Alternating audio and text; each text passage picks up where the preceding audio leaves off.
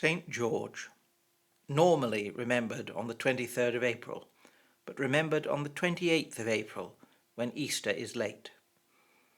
Patron saint of England, Ethiopia, the country of Georgia, Moscow, skin diseases, scouting, and UN peacekeepers.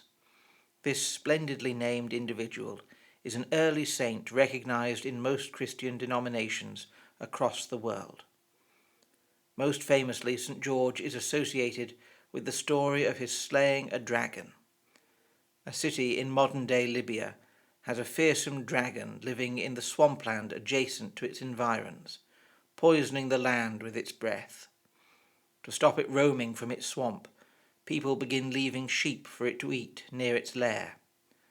As it grows on this fulsome diet, and sheep begin to become rare and expensive, the thrifty townspeople, led by the king, guilds, and the amalgamated union of shepherds and allied trades, start leaving women, chosen by lot, instead of sheep.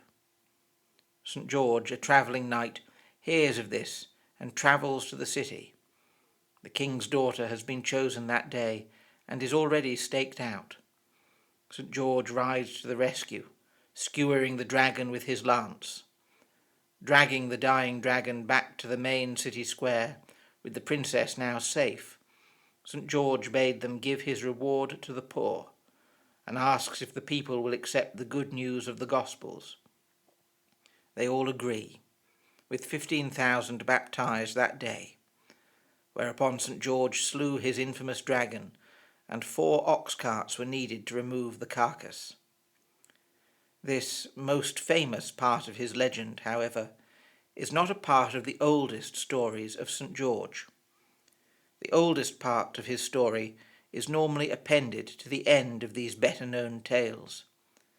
The oldest record places George as a retired soldier in Cappadocia, where the city governor, working as part of the Diocletian persecutions, had him tortured for declaring his faith and encouraging others to do likewise, and for St. George's calls on those who had recanted their faith in order to save their lives, to repent and turn back to God. Undergoing various public and private tortures, St. George died a martyr. There is much uncertainty and confusion about the life of St. George. In 494, Pope Gelasius stated that George was among those early Christians whose life and works were known only to God. He replaced St. Edward the Confessor as the English patron saint when his popularity grew around the time of the Crusades, although orders and churches in England were already dedicated to him. Whatever is true, the legends of St. George remain at their core the story of an individual boldly holding to his faith, practicing it without fear, and facing terrifying odds in an attempt to save others. It may be that he faced down a dragon when many preferred to push others out as an offering and take their chances that it would not be their turn that day. But he certainly spoke out in the face of an all-powerful emperor and his state when he felt people were being crushed, which strikes me as no less terrifying or remarkable as an example. Warrior, champion, and martyr. St. George is remembered this Monday, the 28th of April.